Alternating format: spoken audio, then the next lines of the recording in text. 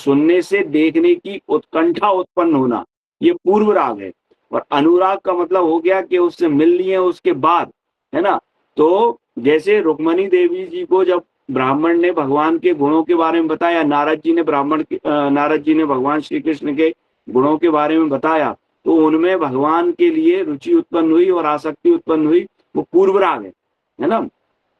तो यहाँ पे ये कह रहे हैं कि अभी हम तृप्त नहीं हुए हैं, सचमुच उस मधु से हम तृप्त हैं जिसको आप हमें वितरित कर रहे हैं। और सुनाओ, और सुनाओ, और सुनाओ।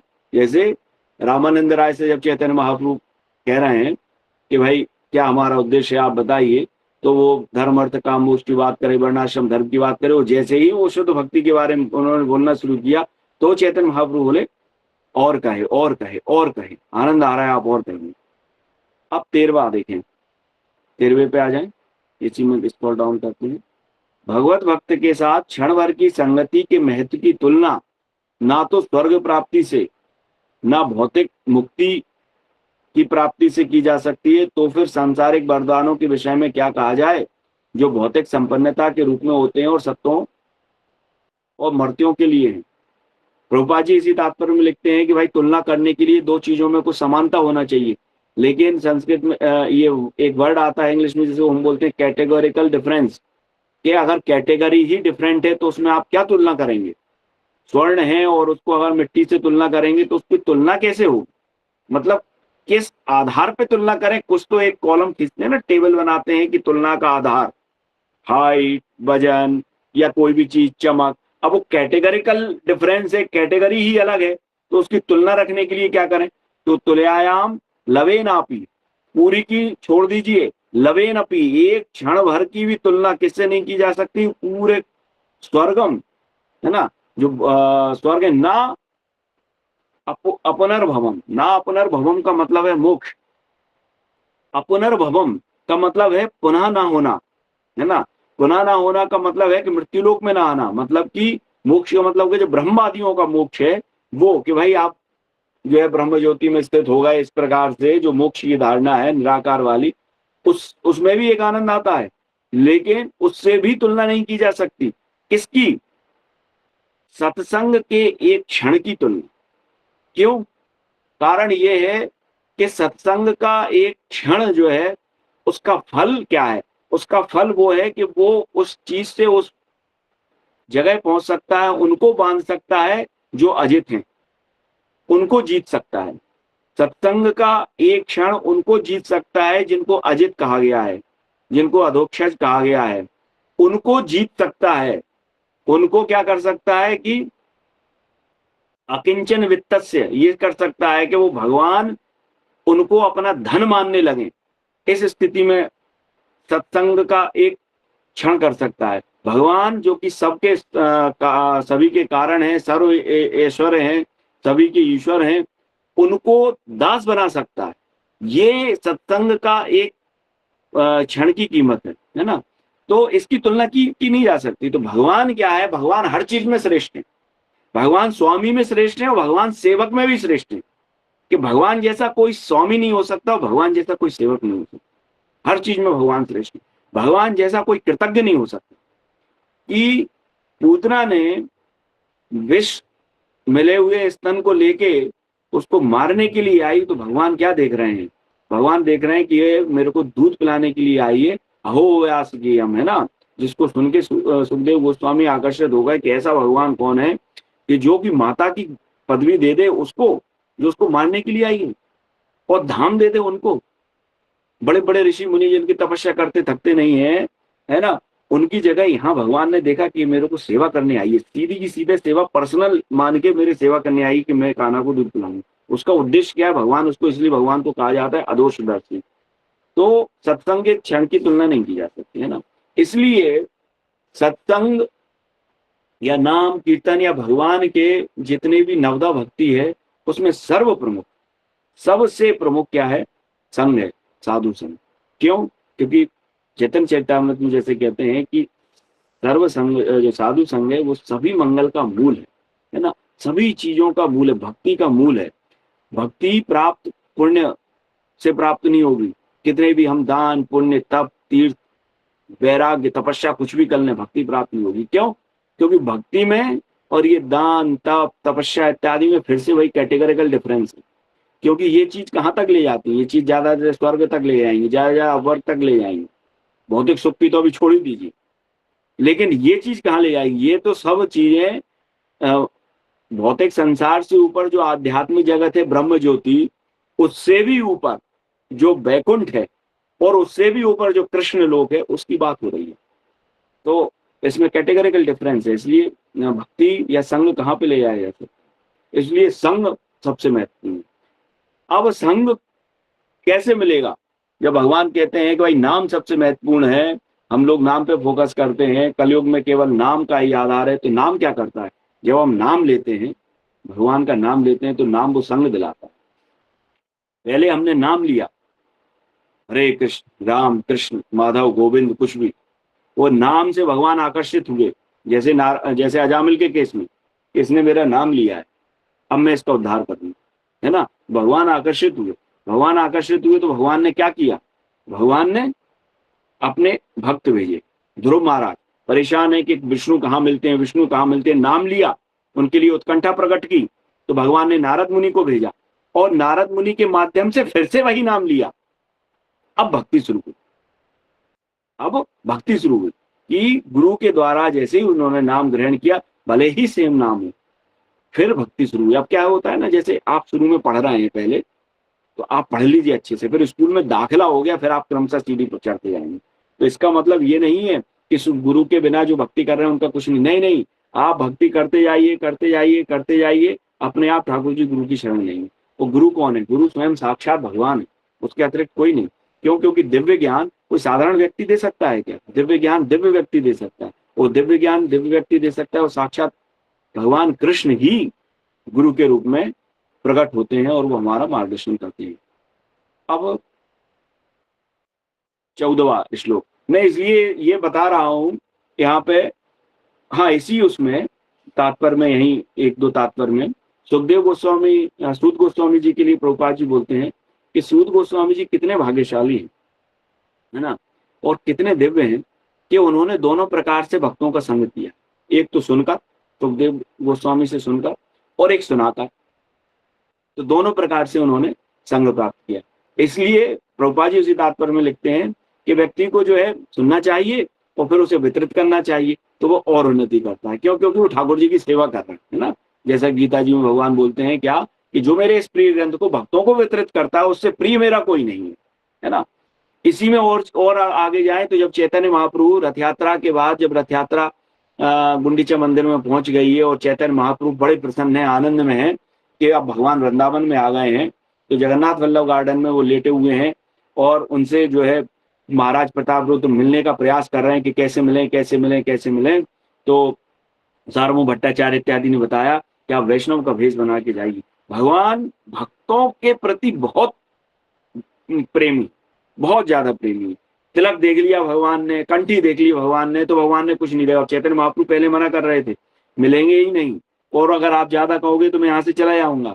अब चैतन्य महाप्रभु वहां विश्राम कर रहे हैं, तो महाराज प्रताप रुद्र आए, तो महाराज प्रताप रुद्र साधारण वेशभूषा में आए, वैष्णव वेशभूषा में आए। उसमें लिखा है कि वैष्णव वेशभूषा में आए, तिलक इत्यादि वैष्णव तिलक लगाया, साधारण मन के आए, राज चिन्ह जो होता है और राज जो तैन करने के लिए है उसको त्याग के, और उन्होंने श्रीमद भागवत के दसम स्कंद का गोपी गीत का जो है, उसमें जब ये सुनाना शुरू किया, जयति ते दिकम, है ना, तो जब जयति ते दिकम कहा, तो आप चैतन्य महाप्रभु लेटे हुए हैं और वो कह रहे हैं, कौन है ऐसा जो इतना मधुर कथामृत वितरित कर रहा है, और सुनाओ। भी आंखें नहीं खोली, और सुना।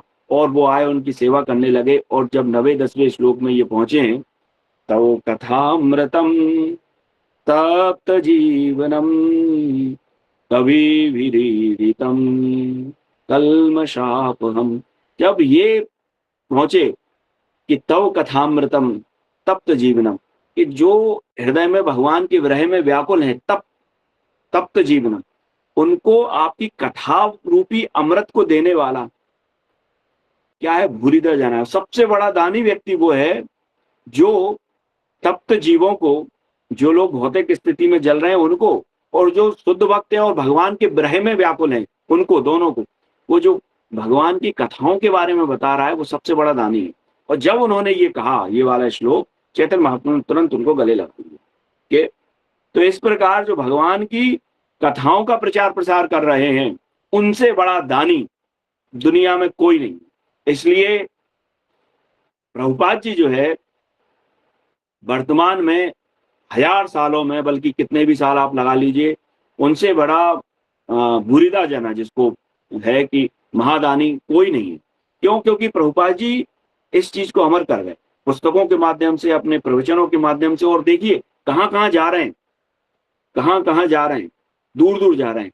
तो हम खुद सुनते हैं और दूसरों को सुनाते हैं। अब 15वां जो है, मैं अर्थ पढ़ लेता हूं, फिर 16वें पे आता हूं।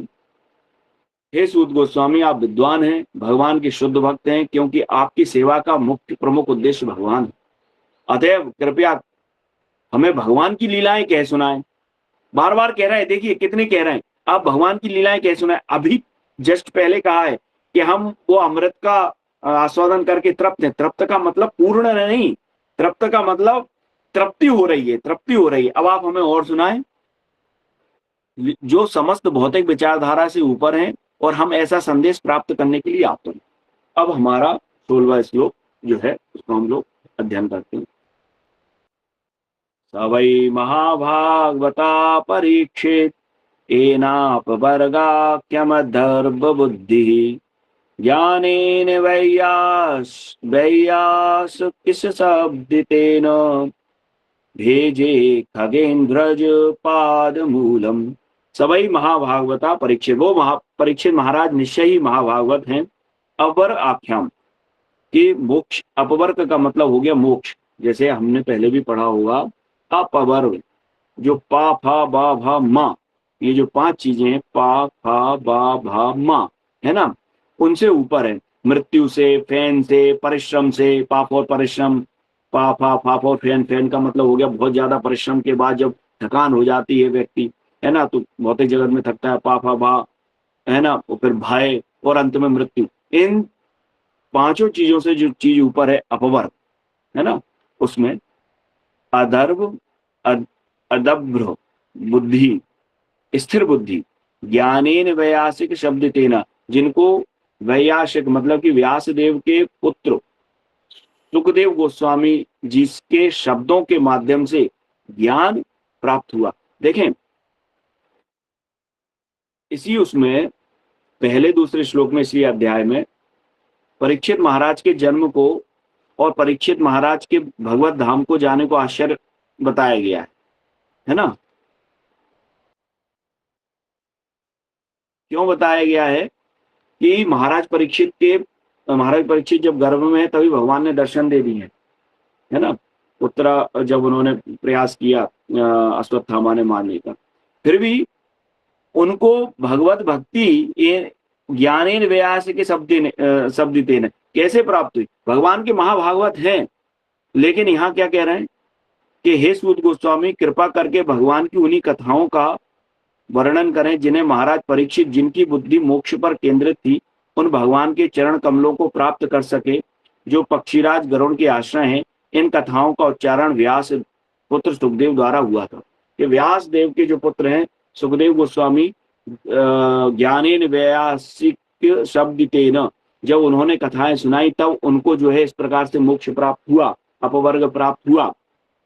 तो आप उन्हीं कथाओं का उच्चारण करें। इसका मतलब क्या है कि जब तक हम भक्तों के सानिध्य में परिप्रश्नेन सेवा और परिप्रश्नेन विनम्रता पूर्वक प्रश्न पूछते हुए जब तक नहीं सुनते हैं ना, तद विद्धि प्रणिपातेन परिप्रश्नेन सेवया तब उपदेक्षन्ति ते ज्ञानम ज्ञानिनाम तत्वदर्शिना, तब तक ये नहीं कहा जा सकता कि आप जो है भक्त हैं या फिर आप भगवान के धाम में जाके सेवा करेंगे।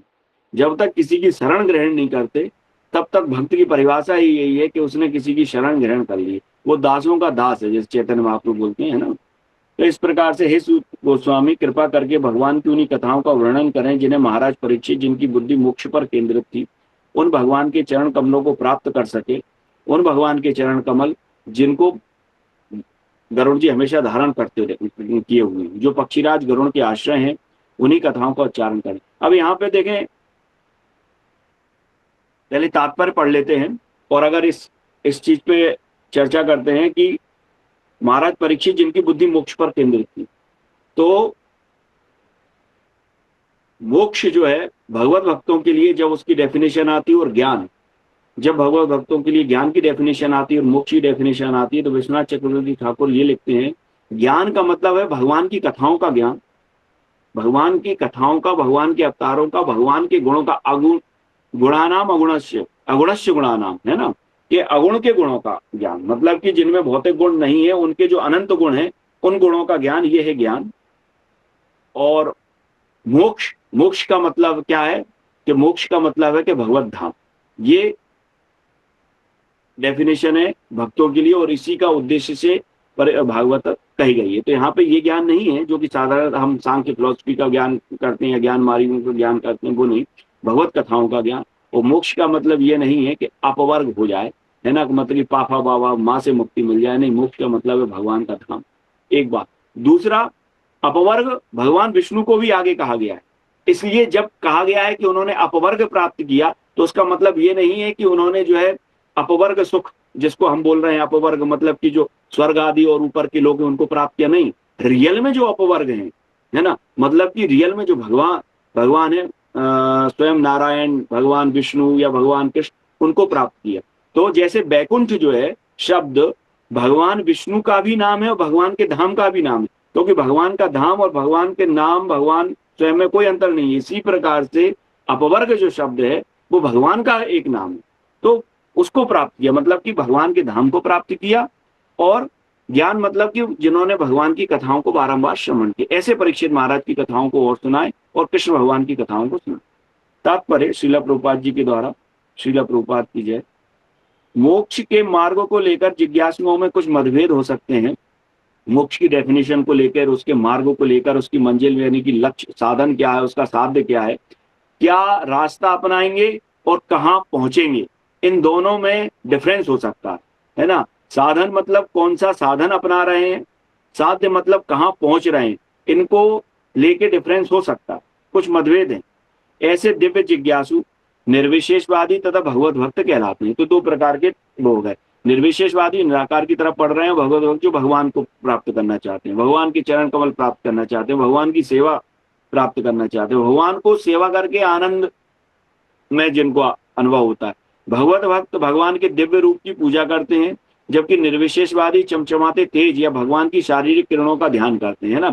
और भगवान अद्वय हैं, है ना, ब्रह्मेति परमात्मेति भगवान इति शब्द थे। तो जो निर्विशेषवादी है वो क्या है, वो भगवान के प्रकाशमय रूप की पूजा कर रहे हैं। लेकिन जब वो शरणागति ले लेंगे किसी की, तो वो फिर उसको ले जाएगा, जैसे कि ईशोपनिषद का श्लोक है कि भगवान ये आप जो है आपके शरीर से जो आवा निकल रही है उसको हटाइए, तो मैं आपका चेहरा देखना चाहता हूँ, है ना, आपका श्रीमुख देखना चाहता हूँ, जिसे ब्रह्म ज्योति कहते हैं। यहाँ पर कहा गया है कि महाराज परीक्षित को भगवान के चरण कमलों की प्राप्ति व्यासदेव के पुत्र श्रील सुखदेव गोस्वामी के उपदेश से हुई। देखिए प्रभुपाद जी क्या लिख रहे हैं कि ज्ञानेन व्यासकी शब्दितेन मतलब कि तृतीय विभक्ति का उपयोग हुआ है। तृतीय विभक्ति का मतलब होता है कि के द्वारा, है ना, इंस्ट्रूमेंट है कौन सा, किसके द्वारा, तो तृतीय विभक्ति का उपयोग होता है। तो शब्दितेन, शब्दिते और उनके शब्दों के माध्यम से भगवत भक्ति प्राप्त हुई है। भगवान का वो दर्शन कर चुके हैं, लेकिन फिर भी उनको भक्ति किससे प्राप्त हुई है, यहाँ प्रभुपाद जी लिख रहे हैं कि उनके उपदेशों के द्वारा प्राप्त हुई। श्रील सुखदेव गोस्वामी भी प्रारंभ में निर्विशेषवादी थे, जैसा कि भागवत के 2:1-9 में उनकी स्वयं की उक्ति है ना, आत्माराम थे, किंतु भगवान के दिव्य लीलाओं के प्रति आकृष्ट होकर भक्त बन गए। वो जा रहे थे, व्यासदेव के कुछ शिष्य आए, उन्होंने वो श्लोक पढ़ा, अहो व्यास की यम स्तन कालकूटम, है ना, कि मैं उस भगवान के बारे में क्या कहूं कि जिसने स्तन पे कालकूट विष को धारण करने वाली पूतना को भी धाय की पदवी दे दी, तो अगर कोई प्रेम से उसको भजे तो उसकी क्या गति होगी, ये तो क्या कहा जा सकता है। उन्होंने जब ये चीज सुना, उन्होंने कहा और सुनाओ और सुनाओ, और ये कहाँ से सीखा, है ना। तो फिर से व्यासदेव के पास उनके शिष्य ले गए, व्यासदेव जी ने फिर से सुनाया उनको श्रीमद् भागवतम, उनको सुनाया और फिर उनको बड़ा आनंद आया कि हाँ ठीक है। तो ये निर्विशेषवादियों से कहाँ चले गए भगवान के उसमें, तब पता पड़ा कि रस क्या होता है ना। लीलाओं के प्रति आकृष्ट होकर भक्त बन गए। ऐसे पूर्ण ज्ञान से युक्त भक्त महाभागवत या प्रथम कोटि के भक्त कहलाते हैं। भक्तों की 3 श्रेणियां हैं जो हम लोग कई बार चर्चा कर चुके हैं, प्राकृत, मध्यम, महाभागवत। अथवा तृतीय श्रेणी के भक्त क्या है कि उनको भगवान तथा उनके भक्तों के बारे में कोई विशेष ज्ञान नहीं होता कि भगवान के भक्त में क्या संबंध है ना, उनके बारे में कोई विशेष ज्ञान नहीं। मुक्त अर्च विग्रह पर जैसे फोकस कर रहे हैं, वे मंदिर में पूजा करने वाले होते हैं। मध्यम श्रेणी की, द्वितीय श्रेणी के भक्त जो हैं वो क्या है, भगवान के भक्तों को, नवदीक्षित तथा अभक्तों को भली भांति जाते हैं। मध्यम श्रेणी का अधिकारी जो क्या है कि वो डिस्क्रिमिनेट कर सकता है। डिस्क्रिमिनेट का मतलब विवेक होता है उसमें कि कौन भगवान का भक्त है और जो भक्त नहीं है उनमें कौन निर्दोष है, मतलब कि इनोसेंट है, और कौन द्वेषी है ना, और उस हिसाब से वो प्रचार करते हैं, है ना। लेकिन महाभागवत जो होते हैं, महाभागवत को हर जगह भक्ति भक्त दिखाई देते हैं। हरिदास ठाकुर, है ना, कृष्णदास कविराज गोस्वामी, ये जितने भी महाभागवत हैं उनको बस यही दिख रहा है ना। जैसे कृष्णदास कविराज गोस्वामी बोल रहे हैं कि मैं तो विष्ठा में पड़ा हुआ कीड़े के समान ही समझ लो, और मुझसे तो पवित्र जो है ये जगाई मदाई है। आप सोचें, जगाई मदाई ने ऐसा कोई पाप नहीं किया था जो हम लोग ना कर सके, है ना, जो सोच ना सके, और जिसके बारे में सोच क्या खूब सारा लगा लो, और कोई ऐसा लेखा नहीं था जो उनके उसमें ना था। बस विचारों ने, ये कहा जाता है कि किसी वैष्णव अपराध नहीं किया, है ना। तो इतनी विनम्रता, और ये स्वाभाविक विनम्रता आती है। प्रभुपाद लीलामृत में जब हम पढ़ेंगे, प्रभुपाद जी आखिरी में ऐसी विनम्रता प्रदर्शित कर रहे हैं, है ना। लेकिन महाभागवत या प्रथम श्रेणी के भक्त हर वस्तु को भगवान से संबंधित है, हर वस्तु में भगवान की उपस्थिति देखते हैं। क्यों? क्योंकि एक्चुअली भगवान सब जगह है, भगवान से भिन्न कुछ नहीं। इसलिए जब कहा जाता है सर्व खलु इदं ब्रह्मा, की सब कुछ ब्रह्म ही है, तो वो यही है, क्योंकि भगवान अपनी शक्ति के माध्यम से हर जगह उपस्थित है। प्रहलाद महाराज को कहाँ नहीं दिख रहे हैं भगवान? हर जगह भगवान दिख रहे हैं। कण कण में जब परमात्मा भगवान को बोला जाता है, इसका मतलब है कण कण में है भगवान, ठीक है। तो वो महाभागवत की वो दृष्टि हुई। अतः महाभागवत एक भक्त था, भक्त में कोई अंतर नहीं मानता। महाराज परीक्षित ऐसे ही महाभागवत भक्त थे, क्योंकि उनको एक महाभागवत भक्त सुखदेव गोस्वामी से दीक्षा प्राप्त हुई थी। महाभागवत या भक्त बनने की यही है कि महाभागवत की सेवा करें। बिना महत्पाद रजोभिषेकम, तपसा न, जब राजा रघुगण को जड़ भरत उपदेश देते हैं कि रघुगणो तपसा नयाति, हे रघुगण कितनी भी तपस्या कर लो, जलाग्नि सूर्य, खूब ज्यादा गर्मी पड़ रही है और आप जो है बिना कपड़े के बैठे हैं और साथ में चारों तरफ आग लगा ली है, इतने तप से जलाग्नि सूर्य, और जल में आप खूब ठंड पड़ रही है, माघ का महीना, आप ठंडे आइस चिल पाटर में रात भर बैठे रहें तो कुछ नहीं होने वाला। बिना महत्पाद रजोभिषेकम, जब तक कि महत्पाद जो भगवान के शुद्ध भक्त हैं उनके चरणों को, धूलि को, उसका अभिषेक न कर लिया जाए, अर्थात बपू से भी उनकी सेवा और वाणी से भी उनकी सेवा न कर ली जाए, तब तक कुछ नहीं होगा। तो ऐसे महाभागवत भक्त थे। क्यों? क्योंकि उनको एक महाभागवत भक्त से दीक्षा प्राप्त हुई थी। वे सबों पर समान दयालु थे, यहाँ तक कि कली पर भी। अन्यों के विषय में तो क्या कहा जाए। इस प्रकार संसार के दिव्य इतिहास में ऐसे अनेक निर्विशेषवादी हुए हैं जो बाद में भक्त बन गए ना। प्रारंभ में निर्विशेषवादी स्वयं सुखदेव गोस्वामी का उदाहरण मान लीजिए, लेकिन एक भक्त कभी भी निर्विशेषवादी नहीं बना। यह तथ्य सिद्ध करता है कि दिव्य सीढ़ियों में से जिस सीढ़ी पर भक्त बैठा है वह उस सीढ़ी से ऊपर है जिस पर निर्विशेषवादी स्थित है। तो प्रभुपाद जी कई जगह कहें, गीता जी में कहें कि लेडर है भगवान की तरफ जाने के, है ना, कि कर्मयोग है। कर्मयोग से जब वो कर्म करता जाएगा, भगवान को अर्पण करता जाएगा, तो उसको लगेगा कि सब कुछ परमात्मा के लिए ही करना चाहिए, अपना शरण उन्हीं को ग्रहण करना चाहिए। तो वो ज्ञान योग में आया, है ना, नॉलेज हो गया कि भाई क्या जड़ है, क्या मृत्यु है, मेरे को क्या करना है। फिर आगे आ गया, जब ये सब नॉलेज हो गया कि मैं आत्मा हूँ, मैं मरता नहीं हूँ, अजर हूँ, अमर हूँ, सब हो गया, तो अब मैं अजर अमर हूँ, तो मेरा और क्या गुण है? मेरा गुण है आनंद का, मेरा गुण है सत का, मेरा गुण है सच्चित आनंद का। तो शांति क्यों नहीं मिल रही है? मैं क्या करूं? मेरा असली स्वरूप कहाँ स्थित है? जिस प्रकार बाहर अगर मछली को निकालो तो तड़पती रहती है। मछली का उदाहरण बहुत विशेष उदाहरण है कि जैसे जल में मछली तड़पती है, ऐसे भगवान के विरह भगवान को भक्त तड़पता है। कैसे? पानी में है तो जल ही उसका सब कुछ भरण पोषण सब कुछ कर रहा है, आश्रय दे रहा है, भोजन दे रहा है, उसको शेल्टर दे रहा है, हर प्रकार का भरण पोषण जल कर रहा है। जल से बाहर निकालो तब तड़प रही है ना, तड़प रही है ना, ठीक है। ये तो समझ में आता है। मछली को मार दिया जाए, है ना, ये एक न्याय है। तो मछली को मार दिया जाए, तो जो व्यक्ति मछली खाता है, जब वो मछली खाता है तो उसको प्यास ज्यादा लगती है। क्यों? मछली की ऐसी तासीर है कि अगर कोई व्यक्ति मछली खाया है तो वो जो पेट में जाएगी वो तब भी पानी मांगेगी। मतलब कि सोचिए कि वो मछली मर गई है तो भी उसकी जल की प्यास नहीं बुझी है, वो अभी भी जल के लिए लालायत है। ये इस उदाहरण में मछली है ना। तो इस प्रकार जो मीन है उसका बड़ा प्रेम है जल से, है ना। तो इस प्रकार भगवान के भक्तों का प्रेम मीन से भी बहुत आगे है। तो इसलिए ये जो है भगवान के भक्त हैं निर्विशेषवादी, और इनसे भी ऊपर है। क्यों? क्योंकि सोचिए असली समाधि ये है। ज्ञान की पराकाष्ठा क्या है? ध्यान धारणा समाधि, कि वो पूरी तरीके से समाधि में स्थित हो गए। अब मछली जैसा जो है वो तो मृत होने के बाद भी जल के लिए तड़प रहा है। आप सोचें कि उसकी समाधि की स्थिति क्या है। उसका अंग अंग उसके लिए तड़प रहा है, उसका सिर्फ मन ही नहीं तड़प रहा, आंखें ही नहीं तड़प रही, उसके हाथ पांव रोम रोम पूछ सब कुछ जल के लिए तड़प रही है कि मर गई हूं तो भी जल में रहूं। ये एक साधारण मछली की बात करी, तो भक्त का अंग प्रत्यंग रोम रोम भगवान के लिए तड़प रहा है, भगवान से मिलने के लिए तड़प रहा है। राधा रानी भगवान के साथ बैठी हैं, उसके बावजूद राधा रानी को ये भ्रय होता है कि भगवान कहीं मुझसे चले ना आए, कहीं भगवान चले तो नहीं गए।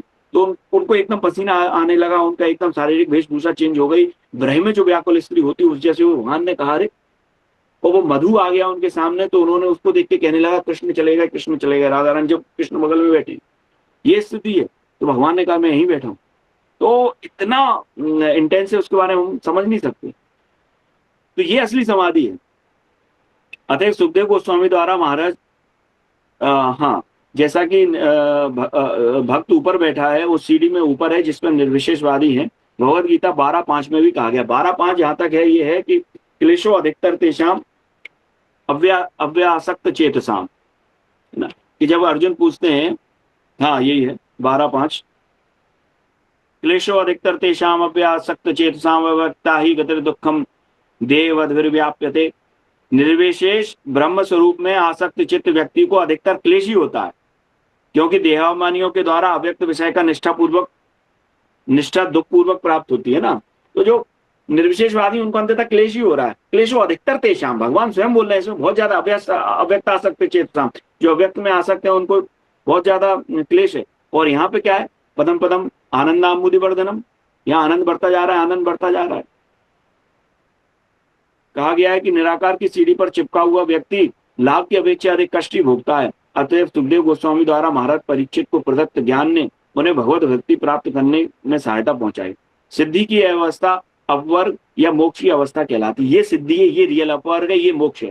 जहां मुक्ति शब्द आ रहा है वहां का मतलब है मुक्ति हित्वा अन्यथा रूपम स्वरूपेण स्थिति। मुक्ति का मतलब है कि अन्यथा रूप को त्याग कर अपने स्वरूप यानी कि दास के रूप में अवस्थित होना और भगवान की सेवा करना, ये मुक्ति का अर्थ है। और ये अपवर्ग का अर्थ है, यही मोक्ष का अर्थ है। मोक्ष संबंधी सरल ज्ञान भौतिक ज्ञान है ना। भौतिक बंधन से वास्तविक रूप से छूट जाना मुक्ति कहलाती है, लेकिन भगवान की दिव्य सेवा की उपलब्धि मोक्ष की पूर्ण अवस्था कहलाती है ना। भौतिक बंधन से छूट गए, आप आत्मा है ये आप समझ गए और ये आपको रियलाइज भी हो गया, ये तो प्रारंभिक अवस्था है। वो भगवान की जो सेवा करेंगे आप, वो पूर्ण अवस्था है। ऐसी अवस्था ज्ञान तथा वैराग्य से ही प्राप्त होती है, जैसा कि 1-2-12 में बताया गया।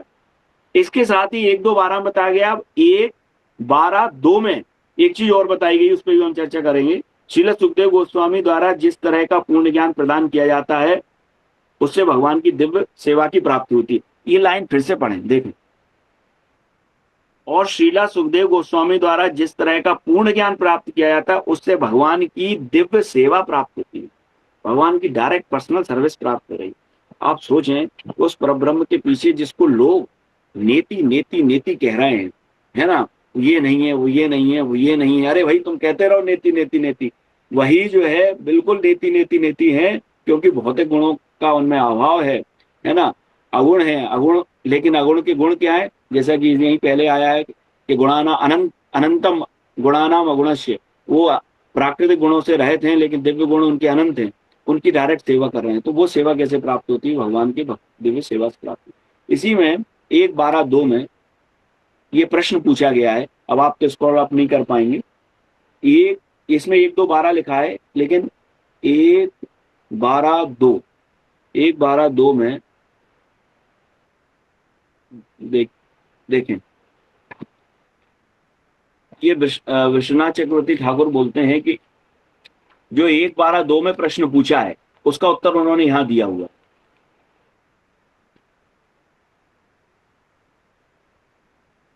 हाँ, 1-12-2, तो 1-12-2 में ये पूछा है, शौनक उवाच, शौनक ऋषि पूछ रहे हैं, तस्य जन्म महाबुद्धे कर्माणि च महात्मना निधनम यथैवासीत् प्रेत्य गतवान यथा। अत्यंत बुद्धिमान था महाभागवत परीक्षित महाराज उस गर्भ में कैसे उत्पन्न हुए, उनकी मृत्यु कैसे हुई, मृत्यु के बाद उन्होंने कौन सी गति प्राप्त की। तो ये जो दूसरे और तीसरे प्रश्न है कि उनकी मृत्यु कैसे हुई और उनको कौन सी गति प्राप्त हुई, उसका उत्तर यहाँ दिया हुआ है ये वाले श्लोक में। क्या कि व्यास की सुखदेव गोस्वामी व्यासिक मतलब कि जो व्यास के द्वारा उत्पन्न हुए हैं ऐसे सुखदेव गोस्वामी, उनके शब्दों के द्वारा उनको ज्ञान प्राप्त हुआ। ज्ञान मतलब भगवत कथाओं का ज्ञान प्राप्त हुआ और उनको कौन सी गति प्राप्त हुई, मोक्ष गति, अपवर्ग गति, यानी कि भगवान की भक्ति प्राप्ति हुई, भगवान की सेवा प्राप्ति हुई, भगवान का धाम प्राप्त हुआ। यहाँ पूछा है तो हाँ इन्होंने बताया कैसे प्राप्त हुई, भगवान के भक्तों के संग। तो इसलिए भगवान के भक्तों का संग वो अमोघ है, उसका कोई कारण नहीं है कि क्यों आपको संग मिला। हमारे कितने भी पुण्य कर्म अगर पूरे सब एक उस पर रख दिए जाएं तो भी संतों का संग प्राप्त हो जाए इतनी सुकृति जागृत नहीं हो सकती। तो वो कैसे मिलती है, वो भगवान के हेतु की कृपा के माध्यम से मिलती है। वो भगवान के हेतु की कृपा इस प्रकार से हो सकती है, होती है, उसका कोई हेतु नहीं है। लेकिन आचार्य बताते हैं इस प्रकार से कि जैसे मान लीजिए कि किसी भक्त की अनजाने में मदद कर दी आपने, तो वो जो स्वीकृति आई उससे भगवान के भक्तों का संग मिलेगा। किसी को दान पुण्य करा है वो उससे कुछ नहीं होने वाला। भगवान के भक्तों की जब डायरेक्ट सेवा हो गई है तो फिर जो है भगवान की भक्ति उदित होगी और फिर वो रास्ता सीधा सीधा सीधा सीधा चलता जाएगा। तो इस कलयुग में भगवान का नाम सर्व प्रमुख है, जिसको प्रभुपाद जी ने पूरे विश्व में प्रचारित किया है। और साथ में देखिए प्रभुपाद जी का महिमा क्या कहा जाए कि उनके बारे में कुछ कहना तो ये है कि जैसे कालिदास कहते हैं कि रघुवंश के बारे में कुछ कहना ऐसा है कि विशाल समुद्र है और मैं छोटी सी डुगडुगी लेके उसको पार करने का प्रयास कर रहा हूँ। तो कि भगवान का नाम दिया, भगवान के ग्रंथ दिए, सबसे बड़ी बात भगवान के भक्तों का संग दिया, है ना। कैसे एक संघ बनाए, एक एसोसिएशन बनाए कि आपको संघ के लिए भटकना ना पड़े, है ना, कि आप उनका संग ले सकें। विविध भक्तों की श्रेणियां हैं कि आप जो उन्नत उन्नत उन्नत उन्नत उन्नत भक्तों को संग लेते जाइए और बिल्कुल सीधे सीधे चलते हैं, आपको ज्यादा सोचने की जरूरत नहीं। ग्रंथ दिए है ना, अर्च विग्रह की सेवा दी, और सबसे प्रमुख क्या है कि 16 माला आपको करना है, प्रसाद लेना है, ये इंजंक्शन, भटको नहीं, है ना। तो बड़ी दया है श्रील प्रभुपाद जी की और उनके भक्तों की। हरे कृष्णा। तो 7:42 हो चुके हैं और अगर किसी को कुछ प्रश्न है तो पूछे। हरे कृष्ण। हरे कृष्णा। तो जिन भी भक्तों का प्रश्न है वो अपना हैंड रेज कर सकते हैं। सबसे पहले अभिषेक प्रभु जी, आप अपना प्रश्न पूछ सकते हैं।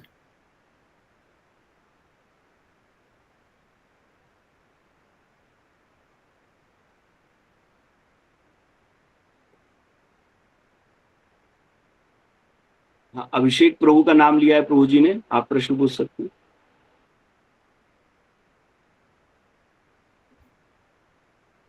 तो अभिषेक कृष्ण, अगर अभिषेक प्रभु प्रश्न पूछ रहे हैं तो वो म्यूट है, कि आवाज नहीं आ रही। एक सेकंड।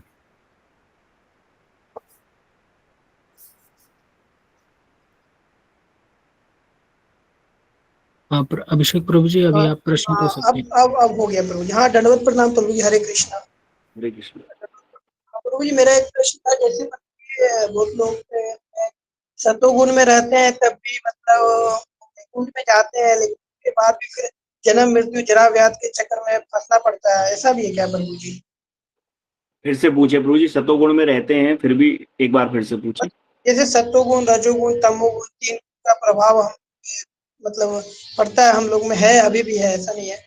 और तब भी मतलब प्रभु जी सत्वगुण में रह के अगर मृत्यु प्राप्त करते हैं तो जैसे वैकुंठ जाते हैं, वो लोग धाम नहीं जाते, वैकुंठ जाते हैं। तो हम लोग को तो इससे परे जाना है, लेकिन अगर इसमें फंस जाते हैं, जैसे सतोगुण में जाके वैकुंठ में जाते हैं, तो फिर से मतलब 84 लाख में घूमना पड़ता है।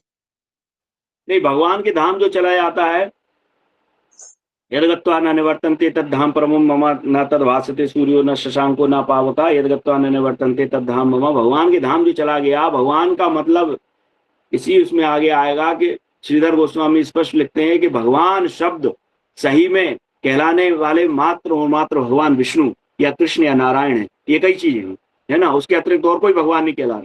तो भगवान के धाम अगर कोई चला गया है तो वो लौटता नहीं है, ठीक है। बैकुंठ कोई चला गया है, गोलोक कोई चला गया है, राम जी के लोग कोई चला गया है, वो नहीं लौटने वाला, ठीक है। तो वो चीज वो है शुद्ध सत्व। शुद्ध सत्व का मतलब होता है जो भौतिक जगत में जो सत्व है, जैसे प्रभुपाद जी कई जगह कमेंट्रीज में बताते हैं कि जो यहाँ पे जो सतोगुण है वो तमोगुण और रजोगुण से मिश्रित है, क्योंकि यहाँ कोई भी चीज शुद्ध नहीं है ना, इसलिए द्वंद्व है। यहाँ हमेशा द्वंद्व है, दो है हमेशा चीजें, है ना, द्वंद्व है। तो यहाँ शुद्ध कुछ भी नहीं है। ना तो कोई व्यक्ति हमेशा रजोगुण में रह सकता है, ना तो हमेशा तमोगुण में रह सकता है, ना हमेशा सतोगुण में रह सकता है। मिला जुला रूप रहेगा उसका, ठीक है। इसलिए अगर हम भगवान की भक्ति नहीं कर रहे हैं या फिर भगवान की भक्ति में दृढ़ता पूर्वक नहीं लगे हुए हैं, तो फिर निश्चित रूप से नीचे ऊपर नीचे ऊपर नीचे ऊपर आएंगे। लेकिन अगर व्यक्ति भक्ति कर रहा है तो भगवान ऐसी व्यवस्था करते हैं कि वो क्रम से, जैसा कि रूप गोस्वामी बोलते हैं ना कि आदो श्रद्धा साधु संग करो, फिर उसके बाद भजन क्रिया शुरू हुई, फिर अनर्थ निवृत्ति हुई। अब जब अनर्थ निवृत्ति हो जाती है तब निष्ठा आती है। तो जब अनर्थ निवृत्ति की जो स्टेज है तब तक क्या होता है कि ऊपर नीचे ऊपर नीचे ऊपर नीचे चलता रहता है। लेकिन जब वो निष्ठा में आ गए, मध्यम अधिकारी के पद पे जब तक आ जाते हैं तो प्राय फिर वो नीचे नहीं है ना, फिर उसमें आसक्ति आती है, फिर वो खींचता जाता है खींचता जाता है खींचता जाता है ना, इस प्रकार से। तो कोई वैकुंठ लोक में है तो उसका पतन नहीं होता।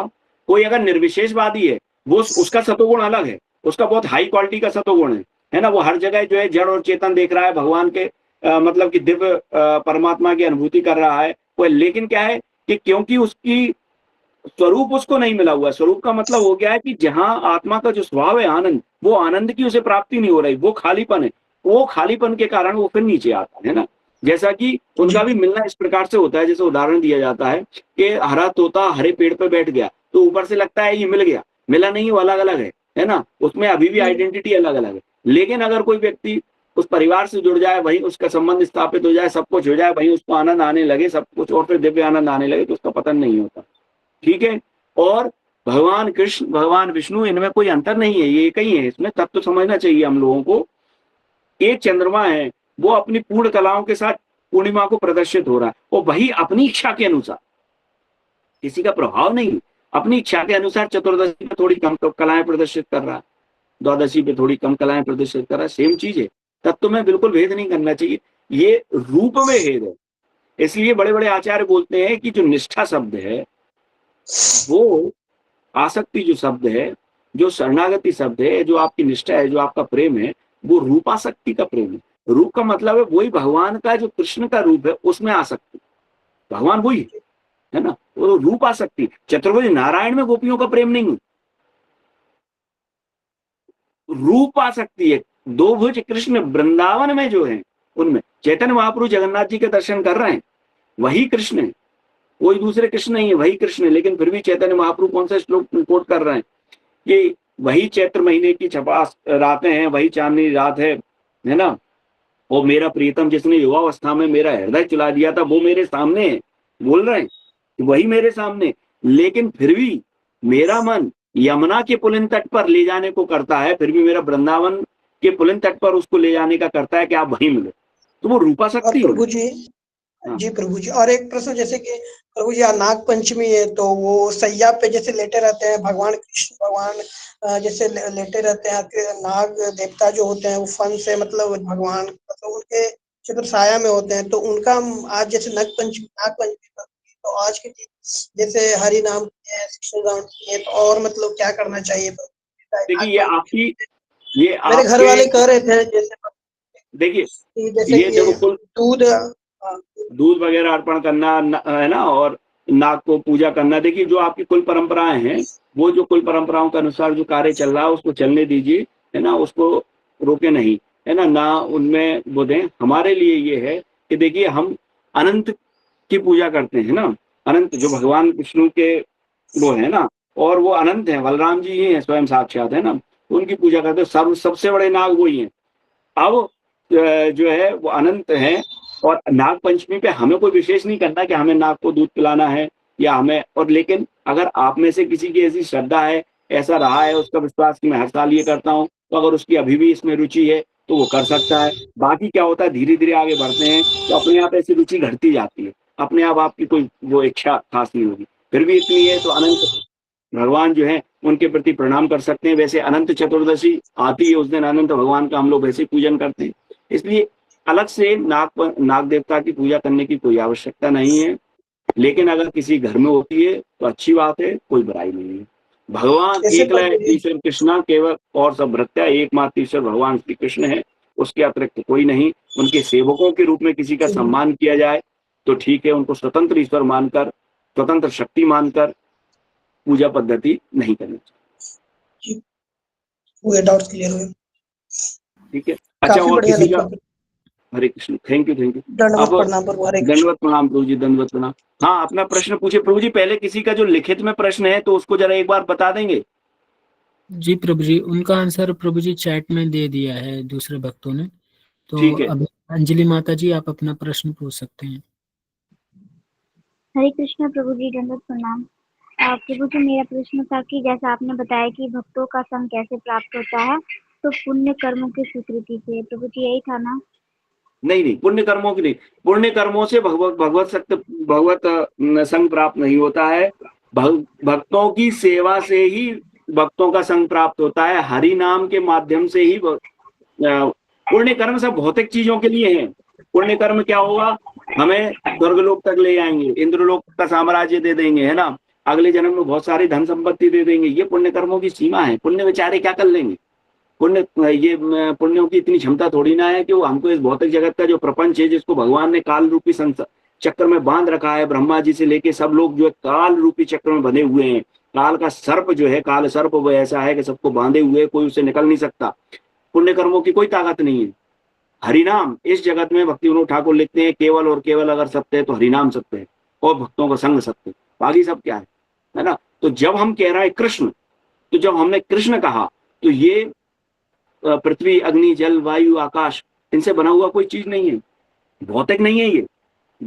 ठीक है, ये दिव्य है। इस कृष्ण में और वो कृष्ण में कोई अंतर नहीं है, हमारे आस्वादन की देर है। जब हमने कृष्ण कहा तो भगवान ने कहा इसने मेरा नाम लिया है, अब मैं इसका कृतज्ञ हो गया हूँ। जब द्रौपदी ने असहाय होकर, भगवान लिखते हैं रूप गोस्वामी उसमें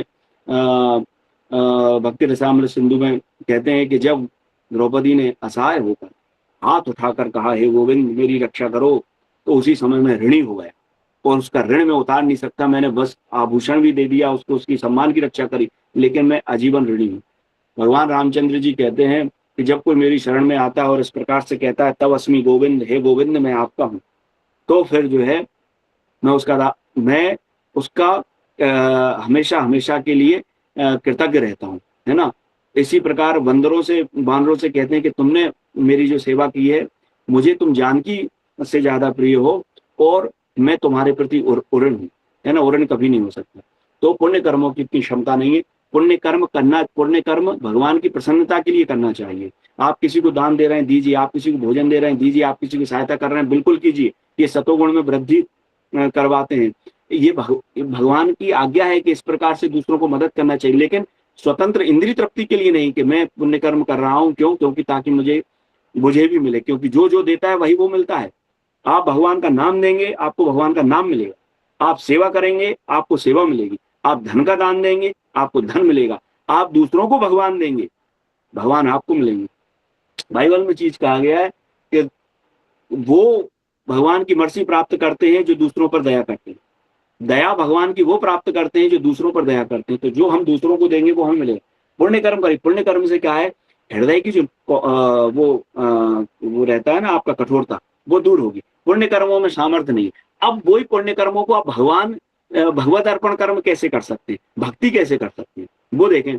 आप गए किसी को भाई कुछ देना है, एक हो गया साधारण दान देके, है ना, ठीक है मेरे को इंद्रिय प्राप्ति। एक हो गया नहीं, वो भोग लगाया आपने, भगवान का प्रसाद हुआ, आपने किसी भूखे को दे दिया, उससे हरे कृष्णा कर लिया। आपने उसको महादान दे दिया, भगवान का प्रसाद दिया, नाम दिया। कोई जा रहा है, आपने उसकी मदद कर दी। क्यों? चैतन्य महाप्रभु जब बोलते हैं कि अमान इना मान देना कीर्तनीय सदा हरि, उससे पहले चैतन्य महाप्रभु ये बोलते हैं कि सभी भक्तों में, सभी जीवित प्राणियों में, सभी प्राणियों में कृष्ण का अधिष्ठान जानकर उसका सम्मान करो, कि सभी प्राणियों में कृष्ण बैठे हैं ऐसा जानकर उनका सम्मान करो। मतलब ये चलता फिरता कृष्ण का मंदिर है ऐसा, यही तो महाभागवत का लक्षण है और क्या है। तो इसलिए आप जो है महाभागवत को दिख रहा है, हमें मानना है, हमें एक्टिंग करनी है, उनको स्वरूप सिद्ध है। तो जब आप एक्टिंग करेंगे तो आपकी वो एक्टिंग नॉर्मल हो जाएगी, है ना। जैसे हकलाने की एक्टिंग करिए आप 7 दिन, आप देखिए 8वें दिन आप अपने आप हकलाएंगे, आपको समझ में नहीं आएगा कि क्या हो रहा है, मैं क्यों हकला रहा हूँ। तो जो एक्टिंग करेंगे वो मिलेगा। इसलिए अच्छे काम कीजिए, ये सतोगुण में वृद्धि करते हैं। जिस प्रकार सतोगुण अपने को फायदा क्या करता है कि जैसे सतोगुण आपको एक एयरपोर्ट के समान है, सतोगुण से आप एयरपोर्ट पे बैठ जाएंगे, पहुंच जाएंगे, जहां से आप भक्ति की फ्लाइट जो है, प्रभुपाद जी को उदाहरण है, भक्ति की फ्लाइट जो है बड़ी आसानी से ले सकते हैं। फ्लाइट चल रही है ना, तो उसके लिए टिकट तो लेना पड़ेगा ना, है ना। तो वो आप एयरपोर्ट तक पहुंच जाएंगे सतोगुण से। नहीं तो इसी में भिड़े हैं, किसने मारा, किसने पीटा, है ना। तो वो ट्रैफिक सिग्नल आते हैं ना जैसे जैसे, तो उसी पे करेंगे, लाल हरी बत्ती हो गई, लेकिन आपको क्या है, दूसरे से लड़ाई करनी है कि इसने मेरी गाड़ी में, अरे भैया तुम्हारी फ्लाइट छूट रही है, तुम लड़ाई करोगे या फिर उसको कहोगे क्यों सड़क पे थूक रहे हो, तुम तो चलो ना सीधे। तो ये चीज सतोगुण इस चीज में वृद्धि करता है, ठीक है। सतोगुण की किसी भी तपस्या की तुलना, किसी भी दान की तुलना भगवान की नवदा भक्ति से नहीं करना चाहिए, ना ही कर सकते हैं। ये पाप करना चाहिए पुण्य कर्म, लेकिन भगवत अर्पण करते हुए भगवान की प्रसन्नता के लिए, तो आपके वो पुण्य कर्म दिव्य होंगे, आपको उसका फल नहीं मिलेगा। आपने दान दिया और ये सोच के दिया कि मुझे इसका फल मिले, तो हम फंस गए। कैसे फंस गए? उसका पुण्य कर्म भोगना पड़ेगा और भोगने के लिए जन्म लेना पड़ेगा, फंस गए। इसलिए हमने क्या किया, इसके लिए तो भगवान कहते हैं गीता जी से कि निस्त्रैगुण भव अर्जुन, हे अर्जुन निस्त्रैगुण हो, क्या मद अर्पण, मेरे को अर्पण करते हुए, मां मनुष्य मेरा स्मरण करते हुए करो, मेरे लिए कार्य करो। यद करोसी यद जुहोसी, है ना, वो सब यद अश्नोसी, जो खाते हो, जो पीते हो, जो कुछ करते हो, वो मेरे को अर्पण करते हो, ठीक है। हरे हरे कृष्णा। कृष्णा प्रभु जी, दंडवत प्रणाम। थैंक यू, कृष्णा से एक्सप्लेन करने के लिए सभी। Thank you. हरे कृष्ण, राधा हरे माता कृष्ण। जी, आप अपना प्रश्न पूछ सकते हैं। अब मैं थोड़ा शॉर्ट शॉर्ट में आंसर दूंगा, है ना, तो आप थोड़ा प्लीज ट्राई कीजिएगा ताकि अपने ज्यादा क्वेश्चन कवर हो जाए। जी पूछिए। हरे राधा कृष्ण, माता जी। अनम्यूट कर दीजिए।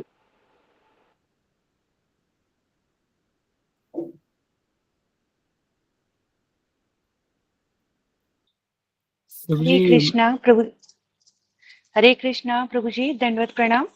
मेरा छोटा सा प्रश्न है। आज का बहुत सुंदर लेक्चर आपने बताया और नवदा भक्ति में जो साधु संग है वो श्रेष्ठ है, ये भी हमें सुनने को मिला।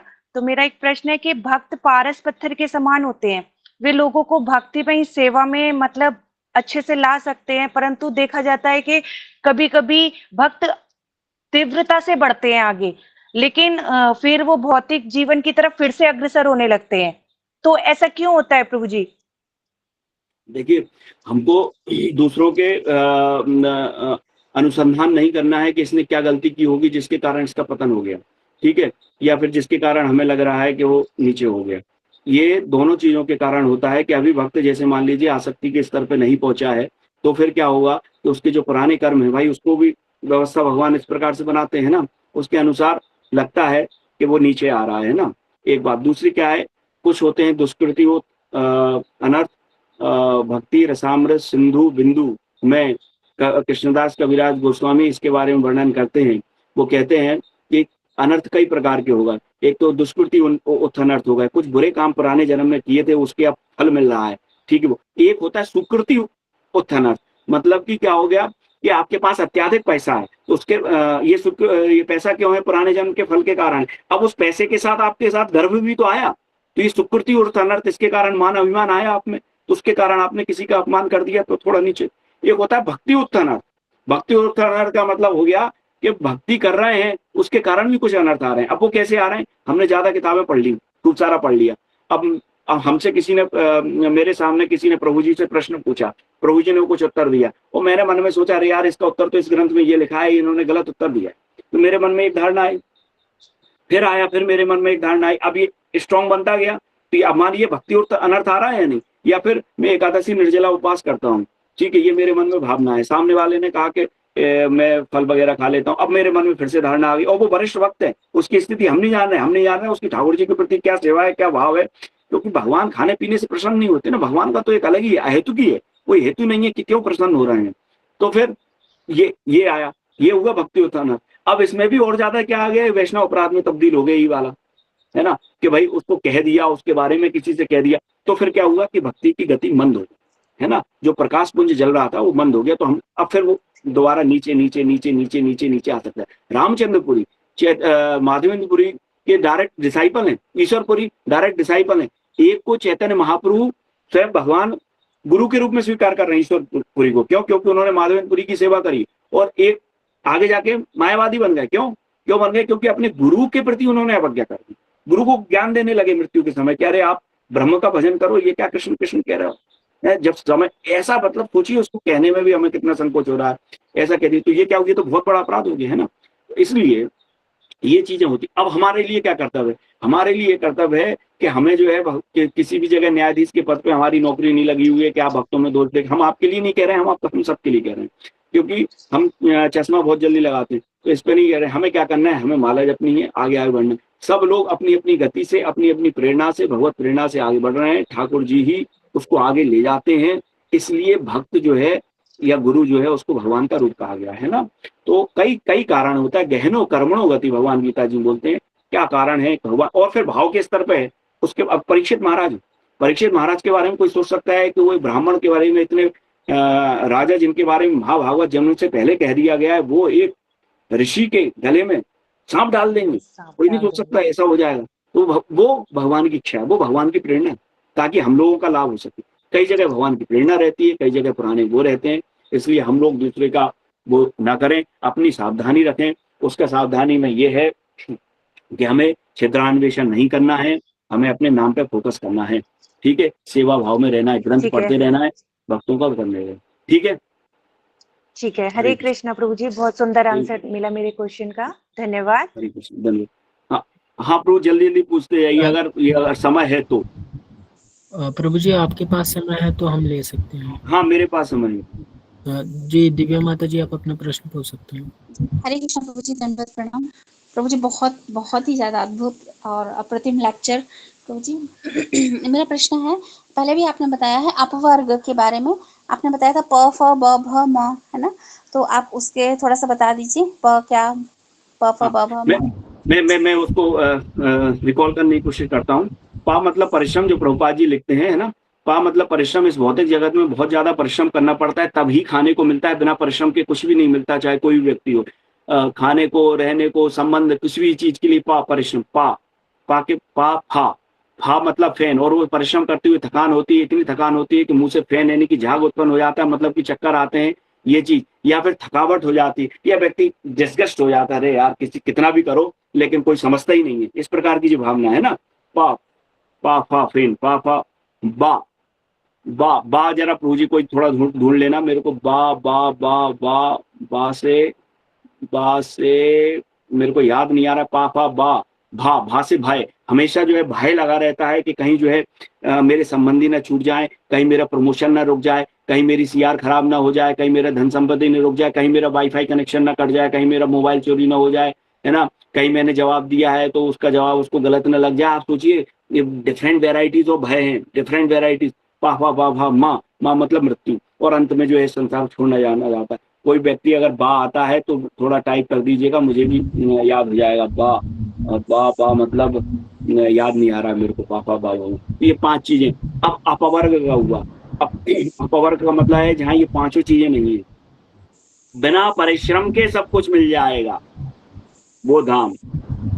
ना तद भासते सूर्यो ना शशांको ना पावका, वो तो ऐसी जगह है कि जहां पर प्रकाश के लिए सूर्य और शशांक की भी जरूरत नहीं है। आप समझिए, स्वयं ही इल्यूमिनेटिंग है। पा किसी का भय नहीं है। क्यों? क्योंकि भगवान क्या है? अभय चरणारविंद। भगवान क्या है? अभय चरणारविंद। इनके चरण ही अभय देने वाले हैं, वो है भगवान, है ना। और तदगत्ता निवर्तन्ते तद्धाम परमम मम, वहां लौट के वापस नहीं आता, मृत्यु भी वहां कुछ नहीं होती है। ठीक है, ऐसा भगवान का धाम है। ठीक है जी, थैंक यू सो मच प्रभु जी। बात थोड़ा देख लेना है ना आप, मेरे को एकदम से याद नहीं आ रहा है कि क्या है। जी प्रभु जी। हरे कृष्णा। हाँ, अगला प्रश्न पूछिए। मृगांका प्रभु, आप अपना प्रश्न पूछ सकते हैं। हरे कृष्ण प्रभु, दंडवत प्रणाम, बहुत बहुत हरे कृष्ण। धन्यवाद इतना सुंदर लेक्चर के लिए। प्रभु मेरा प्रश्न था कि जैसे निर्विशेषवादी जो है, तो निर्विशेषवादी और मायावादी क्या एक ही होते हैं? देखिए, निर्विशेषवादी और मायावादी लगभग एक है, लेकिन क्या है, इनकी डेफिनेशन जो है शाब्दिक है। निर्विशेष का मतलब हो गया कि जो विशेषण, जो परम सत्ता जो है, जो टॉप मोस्ट सत्य है, जो सत्ता है, जो अल्टीमेट ट्रूथ है ना, उसको निर्विशेष मानना है। निर्विशेष मतलब है कि उस पर कोई विशेषण आरोपित नहीं किया जा सकता। वो अच्छा है, वो बुरा है, वो जागृत है, वो सूर्य है, वो अंधकार है, वो प्रकाश है ना, वो ऐसा है, वो वैसा है। कोई भी विशेषण, जैसे विशेषण होता है आपके बारे में हम पूछेंगे तो आपका नाम, ये आपका एक विशेषण हो गया। आप काले हैं, आप गोरे हैं, आप लंबे हैं, आप चौड़े हैं, आप ताकतवर हैं, ये आपके विशेषण हो गए, है ना, जो आपकी विशेषताएं बता रहे हैं। तो वो कह रहे हैं कोई विशेषता आरोपित नहीं की जा सकती। ये हो गया निर्विशेषवादी। मायावाद का मतलब हो गया कि सब कुछ माया है ना। सब कुछ माया का मतलब हो गया आप, हम, तुम, ये सब माया। यहाँ तक तो ठीक है। भगवान का अर्च विग्रह भी माया है, भगवान की कथाएं भी माया है, भगवान का नाम भी माया है। ये हो गया माया।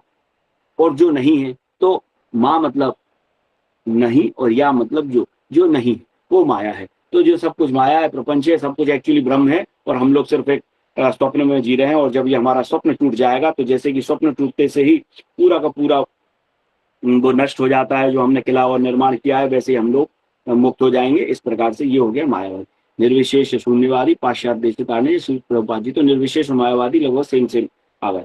अब इसमें क्या है कि निर्विशेष ठीक है, उसको कोई विशेषण नहीं दिया जा सकता, ये बात एकदम सही है ना। भौतिक विशेषण नहीं दिया जा सकता, है ना, उसको भौतिक विशेषण नहीं दिया जा सकता कोई भी चीज, है ना। अच्छा तो बुरा, भगवान हर चीज में अच्छे, भगवान क्या है, हर चीज में अच्छे। भाई कैसे अच्छे? हर चीज में अच्छे, हर चीज में अच्छे। कैसे अच्छे? शुद्ध अच्छे, जिसको बोलते हैं शुद्ध अच्छे। कैसे अच्छे? भगवान का, जैसे वो बल्लवाचार्य जी का ये पढ़िए मधुराष्टक, क्या अधर्म मधुरम, भगवान के अधर्म मधुर है, बदनम मधुरम, भगवान का बोलना मधुर है, भगवान की जिब्बा मधुर है, भगवान का थूक मधुर है, और क्या कहा जाए, भगवान का मारना भी मधुर है, भगवान का क्रोध भी मधुर है। नरसिंह भगवान जब हिरण्यकश्यप को मारते हैं तो कितना मधुर है, आप देख रहे हैं, है ना। जब राक्षस को मारते हैं कितना मधुर है। भगवान की हर चीज मधुर है। वही चीज एक पुरुष का एक पराई स्त्री के साथ कोई संबंध कितना भीभत्स है। वही भगवान गोपियों के साथ जब लीला करते हैं कितना मधुर है। उसको चैतन्य महाप्रभु जैसे जो महासन्यासी महावैराग्यमान है, जो स्त्री से 10 मीटर दूर से भी बात नहीं करते हैं। स्त्री छोड़िए, राजा जो कि भक्त है, उसको भी नहीं देखना चाहते, और वो बोलते छी छी छी, तो मेरे को विषयी के साथ जो वार्तालाप करवाना चाहते हो, विषयी का चेहरा दिखाना चाहते हो, छी छी, इस तरह की शब्द। वो भगवान की ये गोपियों के साथ की लीलाओं का आस्वादन कर रहे हैं। तो भगवान का हर चीज मधुर है, इसलिए भगवान दिव्य, इसलिए भगवान दिव्य है। ये जो द्वंद्वात्मक प्रकृति है उससे दिव्य। इसी श्लोक में अनंतम, इसी अध्याय में पहले 3-4 श्लोक पहले अनंतम अगुण गुणानाम अगुणस्य, ये लाइन आई है। उनके अनंत गुण हैं। किसके? अगुणस्य, अगुण के अनंत गुण है। अब इसको कोई कैसे सिद्ध करेंगे? अगुणस्य, भगवान को अगुण कहा गया, लेकिन साथ में उसी लाइन में लिखा है गुणानाम अनंतम, अनंत गुण है। अब कैसे? इसका मतलब है, श्रीधर गोस्वामी वहां स्पष्ट लिखते हैं, वो कई शंकराचार्य लोग मानते हैं श्रीधर स्वामी उनके संप्रदाय के हैं, चलो मान लिया संप्रदाय, लेकिन वो शुद्ध भक्त हैं, क्योंकि वहां लिख रहे हैं अगुण का मतलब है प्राकृत गुण रहतस्य। अगुण का मतलब ये नहीं है कि नो गुण, वहां वो स्पष्ट लिख रहे हैं अगुण का मतलब प्राकृत गुण रहतस्य। और वही ये लिख रहे हैं कि एकमात्र विष्णु ही परम सत्ता है, उसके अतिरिक्त और कुछ नहीं। विष्णु मतलब कृष्ण, कृष्ण लिखा है उन्होंने। तो ये चीज हो गई। ठीक है प्रभु। हरे कृष्णा। सनत कुमार प्रभु जी, आप अपना प्रश्न पूछ सकते हैं। हरे कृष्णा प्रभु जी, दंडवत प्रणाम। प्रभु जी, शुद्ध भक्त क्या देवी देवताओं से भी ऊपर हैं या समान है? देवी देवताओं से कोई कैटेगरी ही नहीं है प्रभु जी। देवी देवता क्या है? भगवान के भक्त हैं। सबसे पहले तो क्या है, हमें देवताओं का अनादर मन में भी नहीं करना, वाणी में भी नहीं करना, व्यवहार में भी नहीं करना। फिलॉसफी क्लियर होना चाहिए। देवता क्या है? अंग है भगवान के, भगवान के अंग है, अंगी, समझ में आया ना। भगवान अंगी है, मतलब कि भगवान स्वयं है, उनके अंग है। भगवान अपना डेलीगेट कर रखे हैं, यार तुम थोड़ा सा ये पानी का तुम आप देख लो, आप ये देख लो, आप ये देख लो, आप ये देख लो। तो देवता कौन है? देवता वो हैं जो भगवान के आज्ञा का पालन कर रहे हैं, वो देवता हैं। वो जीवात्मा है जो कि बहुत पुण्यवान जीवात्मा है, जिन्होंने कई पुण्य कर्म किए, उनको भोग करना है, उनको भगवान कर दी। कभी कभी शुद्ध भक्तों को भी भगवान देवता के पद पर बिठा देते हैं। क्यों? क्योंकि उनको कोई ऐसा मिलता नहीं है जो कि प्रजा की संरक्षा कर सके, है ना भाई। सबको तो लेके चलना है ना। जैसे प्रभुपाद जी यहाँ आए, अब प्रभुपाद जी क्या मानव है? तुम्हारा अरे भाई वो दिव्य है, वो मंजरी पता नहीं कहाँ उनका रूप होगा, वो इस प्रकार से। रूप गोस्वामी क्या है? ये कोई मानव है? नहीं, ये तो दिव्य है, लेकिन यहाँ आ गए, समझे? क्यों? क्योंकि भगवान ने भेजा, जाओ सबको उद्धार करके आओ। ऐसे कभी कभी बहुत सारे देवताओं को इस प्रकार से स्थापित कर देते हैं, तो वो हो गए। अब इसमें क्या है, जो भगवान के शुद्ध भक्त हैं उनके बारे में देवताओं से कोई तुलना नहीं है, कोई तुलना नहीं है। क्यों? क्योंकि आप इसी में पढ़िए, किसमें नलकुबर सब कह रहे हैं कि, और भी कह रहे हैं कि भगवान ब्रह्मा जी कह रहे हैं भैया कि हमको जो है कहाँ जगह जगह मिल जाए, हमको गाय बना दो, हमको बछड़े बना दो, और कुछ नहीं बन पा रहे हैं हमको पत्थर बना दो, और कुछ नहीं तो हमको जो है घास का तिनका बना दो, ताकि जब भगवान जो है चल के जाएं, या भगवान के जो भक्त चल के जाएं, वो हमारे ऊपर पैर रखते है ना, ताकि हमारा उद्धार हो जाए। तो भक्त तो शुद्ध भक्त तो देवताओं से बहुत ऊपर है ना। लेकिन इस चीज में हम अब इंद्र के बारे में एक बात कर लेते हैं। इंद्र जो है, अब अगला जो चतुर्युग आएगा, अगला जो कलयुग खत्म होगा, ये जो सतयुग आएगा, उसमें जो इंद्र बनेंगे, इसी चतुर्युग में अगले उसमें बलि महाराज इंद्र बनेंगे। अब बलि महाराज इंद्र बनेंगे तो क्या, बलि महाराज तो महाभागवत है, आता है। अब वो इंद्र के बारे में हम कह देते हैं कि इंद्र ऐसे हैं, इंद्र वैसे हैं, ये है, तो बलि के बारे में भी कह देंगे कि बलि तो महाभागवत। तो इसलिए ये इंटरचेंजिंग है कि कभी कभी भगवान जो, कभी कभी स्वयं नारायण इंद्र का रूप धारण करते हैं भाई, उनको पालन करना होता है, ठीक है। इसलिए देवताओं का अपमान नहीं करना चाहिए। देवता भगवान के भक्त हैं, भगवान के सेवक हैं। हमें देवताओं को प्रणाम करके उनसे विनम्रता पूर्वक यही मांगना चाहिए कि आपसे प्रार्थना है, हमारी बुद्धि भगवान की ओर आकर्षित हो, भौतिक सुख संपदा इत्यादि में आकर्षित न हो। देवताओं का ये कार्य है, जब व्यक्ति भक्ति में आगे बढ़ता है तो उसे देवता रोकते हैं, ये देवताओं का कार्य है, उनको दिया गया है। क्यों? देवता भौतिक संपत्ति इत्यादि देते हैं, विघ्न करते हैं। कोई अगर विघ्न से नहीं मान रहा है, ताम दाम दंड वे सब अपनाते हैं। विघ्न से नहीं मान रहा है तो भय से मानेगा, भय से नहीं मान रहा है तो प्रलोभन से मानेगा। कैसे मानेगा? देखते हैं, अप्सराएं भेजेंगे, स्वर्ग का साम्राज्य भेजेंगे, शक्तियां देंगे, लेकिन जब देख लेते हैं कि एकदम पक्का है, इसको प्रहलाद महाराज की तरह पक्का है, इसको कोई मतलब नहीं, एक और एक मात्र भगवान तभी प्राप्त होते हैं जब एक और एक मात्र भगवान ही चाहिए हमें, उसके अतिरिक्त कुछ नहीं। जब कहते हैं भगवान गीता में 66 में कि सभी धर्मान तर धर्मान परित्यज्य माम एकम शरणम व्रज, एक मात्र मेरी शरण में, तब ही मैं प्राप्त हूँ, ठीक है। तो इसलिए देवता जो है भगवत भक्त देवताओं से बहुत ऊपर है, बहुत ज्यादा ऊपर है। डायरेक्ट उनके बेडरूम में अधिकार है भैया भक्तों का। मैं अपने साहब को कलेक्टर से, वो मैं जानता हूँ, मैं उनका देवता हूँ, मैं मान लूँ, चलो थोड़ा उदाहरण के लिए, मैं उन्हें जानता हूँ, उनसे मिलता हूँ। कब मिलता हूँ? पहले अपॉइंटमेंट लेता हूँ, एडीएम से बात करता हूँ, साहब से मिलना है, मिल लें। एडीएम अगर है खुश तो वो ले जाएगा, चलो भाई मिल लो। फोन नहीं लगा सकता डायरेक्ट कलेक्टर को। लेकिन भाई उसका जो बेटा है, उसके चाचा मामा का जो बेटा है, जो है वो उसके बेडरूम में जाता है, जहाँ वो कलेक्टर जो है लुंगी में बैठा रहता है, ब्रश करते रहते हैं, उनसे मिलता है, तेल लगाते रहते हैं, उनको जो है मिट्टी में खेलते रहते हैं। अब मेरी और उनकी क्या तुलना है? आप समझ रहे हैं? कैटेगरी कोई तुलना ही नहीं है। लेकिन फिर भी साधारण जनता सोचे, अरे ये तो साहब ऐसे ही है, इनको वो करें, तो फिर हम विघ्न उत्पन्न करेंगे या नहीं करेंगे, है ना। तो इसलिए देवताओं का सम्मान, क्योंकि भगवान की आज्ञा है, हम डर के नहीं, भगवान की आज्ञा है कि देवता मेरे अंग है ना। और भगवान राम का एक नाम शीलवान है। भगवान राम का शीलवान नाम क्यों है? कि भगवान राम स्वयं परमात्मा है ना, टॉप मोस्ट रखता है। और जब वशिष्ठ जी आ रहे हैं तो खड़े हो जा रहे हैं, उनके पैर धो रहे हैं, है ना। कोई ब्राह्मण आ रहा है तो उनके पैर धो रहे हैं, क्या जरूरत है उनको? भगवान कृष्ण सुदामा के पैर धो रहे हैं, कोई आए उनको क्या जरूरत है? ये शीलवान का ये लक्षण है कि क्या स्थिति है वो नहीं, मेरा कर्तव्य क्या है वो पूरा करना है। वही तो यदेदाचरति श्रेष्ठा तत्तदेव कुर्तो जना। तो इसलिए हमको उनका सम्मान करना चाहिए, भगवान के अंग जानकर, भगवान से स्वतंत्र नहीं, भगवान का अंग जानकर उनका सम्मान करिए, ठीक है। हरे प्रभु जी, ब का मतलब बंधन जी। हरे कृष्णा प्रभु जी। ब मतलब बंधन जी, ब है ना। हाँ, थैंक यू वेरी मच। बा मतलब बंधन है ना, कई प्रकार के बंधन है ना, उसको आप सब समझ ही गए होंगे। मोबाइल से बंधन है, आपके परिवार से बंधन है, आपकी नौकरी से बंधन है, हर चीज में बंधन है। आप स्वतंत्र नहीं है। अगर आप नौकरी छोड़ देंगे तो कल को खाएंगे क्या, ये एक बंधन है। घर छोड़ देंगे कल को रहेंगे क्या, ये एक बंधन है। समझे? आज नहाएंगे नहीं तो फिर आप बाहर कैसे जाएंगे, ये बंधन है। 4 दिन ब्रश नहीं करेंगे तो क्या होगा, ठीक है, दवाई नहीं लेंगे तो क्या होगा। हर चीज में आप बंधे हुए हैं। सर्प की बात, जैसे सर्प है ना, काल सर्प, और साथ साथ इस समय रूपी उस चक्र से बंधे हुए हैं। समय जो है ये घुमा रहा है, कब से घूम रहे हैं पता नहीं। इसलिए अपवर्ग भगवान की उपासना करो, और वो भगवान जो है बड़े सरल है मिलने में। एक बार अगर कोई नारायण प्रेम से पुकार देता है तो भगवान उसके ऋणी हो जाते हैं। तो अगर कोई प्रेम से पुकारता है तो उसका कहना ही क्या है ना।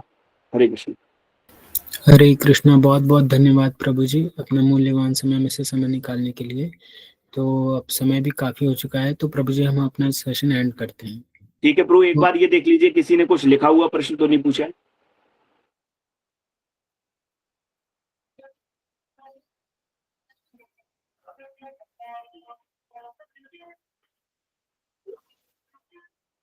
एक वो प्रश्न है प्रभु जी कि भगवान गीता में कहते हैं कि जब मेरे धाम में कोई चला जाता है तो वापस नहीं आता है, फिर स्टार्टिंग में हम वहीं थे तो फिर मटेरियल वर्ल्ड में कैसे आ गए। देखिए ये जो प्रश्न है ये बड़ा ऐसा प्रश्न है कि जिसके बारे में कई सारी चर्चा हुई है, और जो आचार्यों का मत है और जो वरिष्ठ भक्तों का मत है वो मैं आपको प्रदर्शित कर दे रहा हूँ। कई वरिष्ठ आचार्यों का ये मत है कि जब से सृष्टि हुई है तब से हम हैं, क्योंकि यद्गत्वा निर्वर्तन्ते तद धाम मर्मम, जो भगवान कह रहे हैं तब से हम हैं। कई उनका ये मत है, कई उसमें ये है कि हम जो है भगवान से टाइम इमेमोरियल, मतलब कब हुई ये नहीं कह सकते, क्योंकि जो समय का कॉन्सेप्ट है कि कब, ये समय का कॉन्सेप्ट है, कहाँ ये स्पेस का कॉन्सेप्ट है। तो जब हम कब कहते हैं तो उसका मतलब है उसके पहले कुछ चीज थी, उसके बाद कुछ चीज होगी। तो जब हम कहाँ कहते हैं तब हम कहते हैं कि उसके आगे है और कुछ पीछे है, स्पेस और टाइम। तो ये जो कॉन्सेप्ट है भक्ति विनोद ठाकुर लिखते हैं, और शास्त्रों में ये काल, भगवत गीता के 5 विषय हैं, काल उसमें से एक है। ये काल भगवान ने बनाया है, और ये काल जो है इस भौतिक जगत में बना हुआ है। 24 जो संख्या की वो चीजें हैं उनमें काल है। तो कब थे ये भगवान के धाम में, ये काल नहीं है। भगवान के धाम में काल नहीं, कि उससे पहले क्या समय है, रात होती है, दिन होता है, वर्षा आती है, वो आता है। काल का प्रभाव नहीं है। काल का प्रभाव का मतलब होता है क्षीण होने की क्षमता। हर चीज में बायोलॉजिकल क्लॉक है। ये पुस्तक कितनी भी अच्छी हो एक समय बाद खत्म हो जाएगी, पत्थर कैसा भी हो एक समय बाद खत्म हो जाएगा। यहाँ तक कि सूर्य जिसको हम समझ रहे हैं कभी नहीं मरता है, लेकिन उसमें भी एक क्लॉक लगी हुई है। ब्रह्मांड, उसमें भी एक क्लॉक, जो बोलते हैं ना गैलेक्सीज मिल जाएंगी। तो ये सिर्फ जो कॉन्सेप्ट है इस भौतिक जगत का, आध्यात्मिक जगत में ये कॉन्सेप्ट नहीं है। तो किसी समय हमारी इच्छा हुई भगवत प्रेरणा से या कैसे, उसका कोई कारण नहीं है। यही लिखा हुआ ये इच्छा है, उसका कोई कारण नहीं है कि हमारी इच्छा हुई कि हम स्वतंत्र भोग करें। तो जय प्रभुपाद जी बताते हैं, तो भगवान ने तुरंत, क्योंकि चेतना चेतना नाम एको नित्यानाम एको बहुनाम विदधाति कामानाम, है ना, एक है और उसने अपने आप को विविध रूप में व्यक्त किया, और वो सभी विविध रूपों की चेतनाओं को पूरी करने वाला है। तो हमारी इच्छा हुई तो उसकी कामनाएं क्या है कि भाई अलग से भोग करना है, तो भगवान ने संसार रच दिया। अब भगवान ने संसार रच दिया तो हम सुखी तो रह नहीं सकते। भगवान ने व्यवस्था करी, ब्रह्मा जी को इत्यादि बनाया और भक्तों को भेजा, इनको वापस लेके आओ, इनका टेस्ट करो, इनको रति उत्पन्न हो इनमें, है ना। तो इस प्रकार से फिर अगर चले जाएंगे तो वापस नहीं आएंगे, ये भी एकदम सत्य। तो 2 चीजें मैंने बताई। प्रभुपाद जी कहते हैं कि कोई व्यक्ति कुएं में गिरा है तो उसको ये प्रयास करना चाहिए कि वो बाहर निकले। उसके बाद ये देखना चाहिए कि वो क्यों गिरा था। क्योंकि हमारा मन स्पेस और टाइम में बंधा हुआ है, सोच नहीं सकता। आप भौतिक जगत में ही सोच लीजिए, आध्यात्मिक जगत सोच लीजिए, ब्रह्मांड कितना बड़ा है। आप बैठ के सोचिए, अभी पागल हो जाएंगे, कितना बड़ा होगा, कितना बड़ा होगा, कितना बड़ा होगा। ठीक है, ऑब्जर्वेबल यूनिवर्स बहुत है। अब जब बहुत है तो फिर उसके आगे भी तो कुछ है। वो ब्रह्मांड या अनंत ब्रह्मांड, अनंत कोटि ब्रह्मांड, वो कायम है, वो फिर कायम है। ऐसी समय का कॉन्सेप्ट चलिए, पहले 3.6 बिलियन पहले बिग बैंग हुआ, उससे पहले तो कुछ तो था ही। उसके पहले क्या था, उसके पहले क्या था। जब हम भौतिक चीज में यहाँ बैठे नहीं सोच पा रहे हैं तो भगवान, इसलिए तो भगवान को अगुणस्य कहा गया। और क्या कारण है उसका, है ना। इसलिए भगवान को अधोक्षज कहा गया है कि ये भौतिक उसको वो नहीं कर सकती। क्यों? क्योंकि उन्होंने काल बनाया हुआ। ठीक है, तो ये प्रार्थना है कि भगवान के नामों को विस्तार से लें उन्होंने ये समय बनाया है, उन्होंने ये स्पेस बनाया हुआ है, उन्होंने सब बनाया हुआ है। इस गीता के सार में विश्वास रखें उसमें। क्यों, मैं आपको सिर्फ 2 लाइन में उत्तर दे रहा हूँ।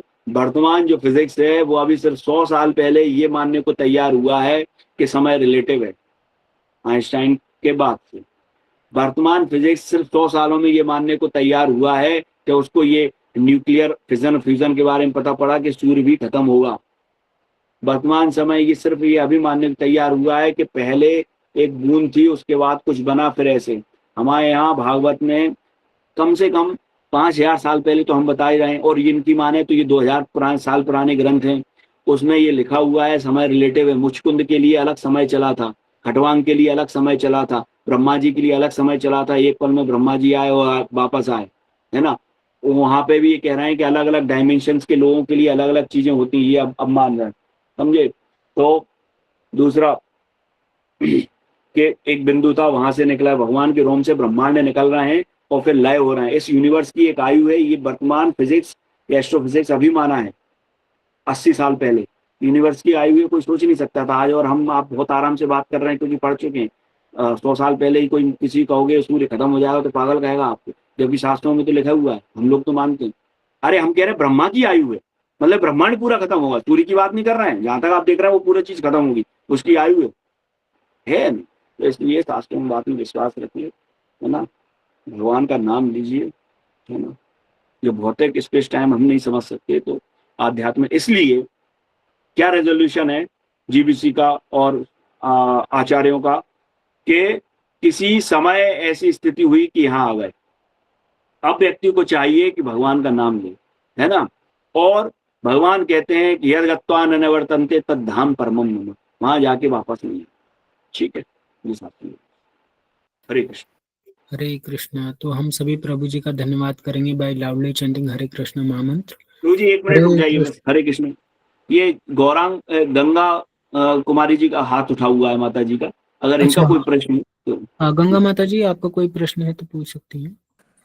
हरे कृष्ण प्रभु जी, धन्यवाद, प्रणाम, थैंक यू वेरी मच प्रभु जी। प्रभु जी, जैसा कि आपने कहा कि हम किसी के बारे में कुछ मन में सोच लेते हैं तो क्या कहते हैं, उससे भी हमारे भजन क्रिया पे असर पड़ता है, हमें चश्मा बहुत जल्दी लगा लेते हैं। तो प्रभु जी ऐसा तो बोलते हैं कि मानसिक अपराध नहीं लगता है कलयुग में, लेकिन भजन पे इसका इफेक्ट पड़ जाता है।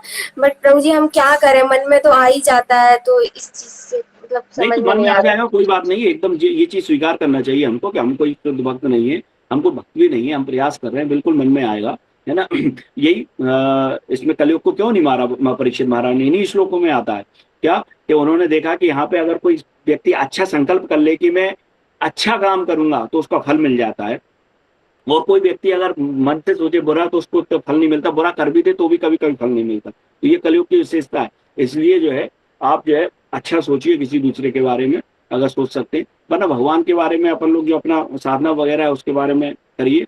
और जो आप कह रहे हैं कि लगा ही लेते हैं, ये बिल्कुल लगाएंगे, क्योंकि ये दोष दृष्टि है हमारे, है ना। अभी क्या है, हमारा लक्ष्य जो है, जैसे हमारा लक्ष्य जो है सामने अगर पहाड़ एक टावर है उसको देख रहे हैं तो बीच में कई पेड़ पौधे होते हैं तो हमको ब्लर दिखाई देते हैं, है ना, लक्ष्य क्लियर है क्योंकि है। इसी प्रकार जैसे हम जा रहे हैं रास्ते से तो ऑब्स्टिकल आई बत्ती के रूप में तो हम रुक गए, रुकना हमारा लक्ष्य नहीं था, है ना, लेकिन हम रुके हैं, क्यों, बत्ती जो बत्ती हुई, फिर हम आगे बढ़ गए, तो हमारा लक्ष्य क्लियर है ना। तो इसी प्रकार से जब हमारा लक्ष्य क्लियर होता है, जब हम भक्तों के संग में रहते हैं, तब ये चीजें हमारे उससे होती। एक बात, दूसरी क्या है, एक्चुअली जो मत्सरता है वो बहुत आखिरी में जाएगी। दूसरों के प्रति दोष देखने की प्रवृत्ति मत्सरता के कारण आती है। मत्सरता का श्रीला प्रभुपाद जी बताते हैं कि श्रीधर गोस्वामी के अनुसार, श्रीधर स्वामी के अनुसार पर उत्कर्ष असहनम ये मत्सरता है कि दूसरे का उत्कर्ष हो रहा है, किसी भी चीज, मटेरियल चीज में हो रहा है, भक्ति में हो रहा है, वो हमसे अच्छा जाप कर रहा है, हमसे अच्छा प्रवचन दे रहा है, हमसे अच्छा जान रहा है, हमसे अच्छी शरणागति है, तो उसका उत्कर्ष हो रहा है, तो हमारे हृदय में असहनीय हो जाता है वो चीज। ये मानव का स्वभाव है, तभी हम यहाँ आने का एकमात्र कारण ये है ईर्ष्या। और वो सुप्रीम वो लॉर्ड के प्रति ईर्ष्या हुई, इसी के कारण वो ईर्ष्या पूरे सभी जगह में दिख रही है। प्रभुपाद जी लिखते हैं उपदेशामृत में और भक्ति रसायन सिद्धू बताते हैं कि स्पिरिचुअलिटी में हम आगे बढ़ रहे हैं, उसका क्या पैरामीटर, उसका पैरामीटर ये है कि हमारी मत्सरता कितनी कम हुई, हमारे दूसरे के प्रति द्वेष और ईर्ष्यालु प्रवृत्ति कितनी कम हुई। जितनी कम होती जाएगी उतनी हम भक्ति में आगे बढ़ेंगे। इसका मतलब ये है इसका मतलब ये है उसी को दूर करने का प्रयास है, तो कोई बड़ी बात नहीं है, ये रहेगी। आप नाम लेते रहिए भगवान का। एक दूसरा, ऐसे भक्त जो कि दूसरों की निंदा नहीं करते हैं, जैसे कि रूप गोस्वामी बोलते हैं कि किसका संग करना चाहिए, तो पहला शब्द बोलते हैं निंदा आदि शून्य। उस व्यक्ति का संग करने का प्रयास करना चाहिए जो निंदा आदि से शून्य। निंदा आदि का मतलब कि निंदा सुनना, निंदा करना, ऐसा उससे शून्य, ऐसे भक्त का संग करना चाहिए। तो ऐसे वक्त अगर आपको कोई नजर में दिखते हैं, उनका संग करने का प्रयास कीजिए, उनसे सुनिए। उनसे जब आप सुनेंगे ना तो दूसरों की निंदा नहीं करना चाहिए। जब आप उनसे सुनेंगे जो दूसरों की निंदा नहीं करते, तो आपके हृदय में प्रकाश होगा। ठीक है, जब उनकी सेवा करेंगे तो आपके हृदय में प्रकाश होगा। जिससे आप द्वेष देखते हैं, ये मैं जो बता रहा हूँ, ये मोहन रूपा प्रभु जी जो दिल्ली टेम्पल के प्रेसिडेंट है, उन्होंने मुझे जो है 12-15 साल पहले बताया था कि जिसके प्रति आपका द्वेष भाव आ रहा है, उसकी अगर आप सेवा करेंगे ना, तो आपका वो द्वेष भाव चला जाएगा। आप उसकी प्रशंसा करेंगे तो द्वेष भाव चला जाएगा, है ना। और फिर ऐसे भक्तों की जो निंदा नहीं करते, उनकी आप सेवा करेंगे तो द्वेष भाव चला जाएगा। ठीक है, परम भगवान की प्रसन्नता ही मुख्य कारण होना चाहिए। मुख्य चीज अपने हो गए 16 माला, सुबह उठना, भगवत, ये करते जाओ, धीरे धीरे धीरे धीरे धीरे आगे चल जाए। सबकी सीटें फिक्स हैं, वो अगर बहुत बड़ा भक्त है वो भी जाएगा। आप छोटे भक्त हो तो आप पहले जाओ। बस रियलाइज ये करना है कि आप छोटे भक्त। पतित पावन हेतु तव अवतार, मौसम पतित और नहीं यार। नरोत्तम दास क्या बोलते हैं कि पतित पावनों के लिए ये अवतार ही इसलिए हुआ है जिनका कोई उपाय नहीं है, जो सब प्रकार से रिजेक्टेड है, जो ना तो माला कर सकते हैं, ना जो भक्तों का संग कर सकते हैं, जो ना भगवान का नाम ले सकते हैं, ना शास्त्र अध्ययन कर सकते हैं, जिनकी बुद्धि एकदम गई गुजरी है, जो किसी योग्य नहीं है, उन्हीं के लिए चैतन्य महाप्रभु का अवतार है। योग्य के लिए कोई अवतार नहीं है, उन्हीं के लिए अवतार है जिनका। अब अगर ये हमें योग्यता ये है कि हमें कोई योग्य नहीं है, तो महाप्रभु सबसे पहले हमें लेंगे, समझे। तो हमें बस ये होना चाहिए कि हम किसी योग्य नहीं। अब इसको ढिंढोरा नहीं पीटना है, नहीं तो इसी का आपको अभिमान हो जाएगा कि हम किसी योग्य नहीं है, हम बहुत विनम्र हैं। इसलिए क्या है, भगवान का नाम लें, भगवान का संग करें, भक्तों का ज्यादा से ज्यादा संग करें, भक्तों की सेवा करने का प्रयास करें, अपने आप ये प्रवृत्ति चली जाएगी, धीरे धीरे प्रवृत्ति चली जाएगी, है ना। तो बहुत बहुत धन्यवाद प्रभु जी, इतना डिटेल में एक्सप्लेन देने के लिए, बहुत अच्छे से समझ आ गया। हरे कृष्णा, धन्यवाद, प्रणाम। Hare Krishna, thank you very much. आप सभी भक्तों ने मुझे सेवा का अवसर प्रदान किया। आप सभी मुझ पर कृपा करें तो मेरी भक्ति जो है शुरू हो, आरंभ हो। हरे कृष्ण। हरे कृष्णा। तो हम सभी प्रभु जी का धन्यवाद करेंगे बाय लाउडली चैंटिंग हरे कृष्णा महामंत्र। हरे कृष्णा हरे कृष्णा कृष्णा कृष्णा हरे हरे, हरे राम राम राम हरे हरे, हरे कृष्णा कृष्णा कृष्णा हरे हरे, हरे राम राम राम हरे हरे। धन्यवाद प्रणाम। Thank you Hare Krishna. हम सभी भक्तों का धन्यवाद करेंगे जो इस 51 डेज चैलेंज में भाग ले रहे हैं, और हमसे कोई त्रुटि हो गई तो क्षमा कर दीजिएगा। जिन भक्तों का प्रश्न रह गया होगा तो वो हम अगले सेशन में ले लेंगे। बहुत बहुत धन्यवाद। श्रील प्रभुपाद की जय। जय जगत गुरु शीला प्रभुपाद की जय। पिता गौर प्रेमानंद, हरि हरि बोल। हरि हरि बोल। कृष्ण हरे कृष्ण, धन्यवाद। हरे कृष्ण।